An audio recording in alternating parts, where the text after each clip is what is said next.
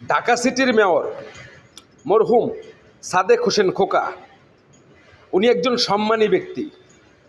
আর ওনার ঘরে একটা বিজর্মা জন্ম নিয়েছে।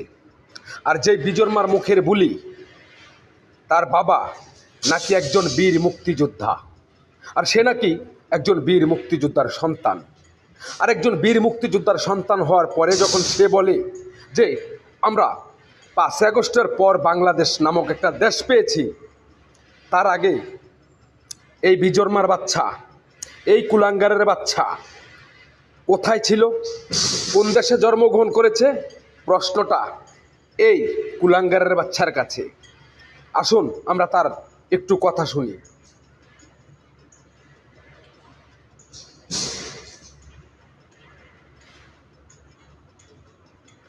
সে বীর মুক্তিযোদ্ধার সন্তান। আর সে বীর মুক্তিযোদ্ধার সন্তান হয়ে যখন বলে যে আমি 5ই আগস্টের পরই বাংলাদেশ পেয়েছি, এর আগে বাংলাদেশ ছিল না, তাহলে আমি বলতেই পারি তার মা পাকিস্তানে ছিল। আর তার মা পাকিস্তানে থেকে তাকে পেটে ধরেই এই বাংলাদেশে এসেছিল। আর এই জন্য সে পাকিস্তানের কথা গুণগান গেয়ে গেছে। আর 5ই আগস্টের পর সে বাংলাদেশ পেয়েছে। কিন্তু আমার প্রশ্ন জাগে এই জায়গায়, তুই তো তোর বাবাকে একজন বীর মুক্তিযোদ্ধা বলেছিস, তাহলে তোর বাবা কার সাথে যুদ্ধ করেছে, কিসের জন্য যুদ্ধ করেছে, আর কিসেরই বা বীর তোর বাবা একজন বীর মুক্তিযোদ্ধা? আসলেই সব খানকির পোলা রয়েছে ক্ষমতার লোভ। আর ক্ষমতায় বসার পরে মুখ দিয়ে যা আসে তাই বলে ফেলে। তবে ক্ষমতা চিরস্থায়ী না, ক্ষমতা আজ আছে কাল থাকবে না, কিন্তু এই কথাগুলো রেকর্ড থেকেই যাবে।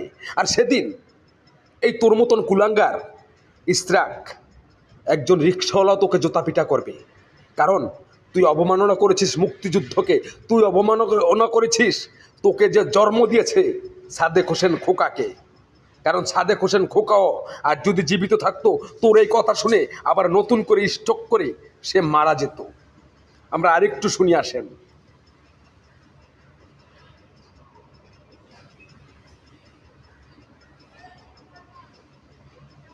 এই হচ্ছে তাদের রাজনীতি, আর এই হচ্ছে তাদের আদর্শ।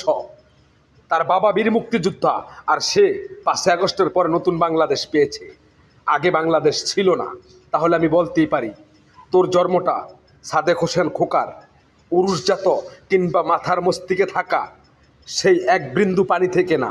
তোর জন্ম কোনো নাজায়েজভাবে, আর নাজায়েজ সম্পর্ক করেই তোর মা তোকে এই পৃথিবীর মুখ দেখিয়েছে।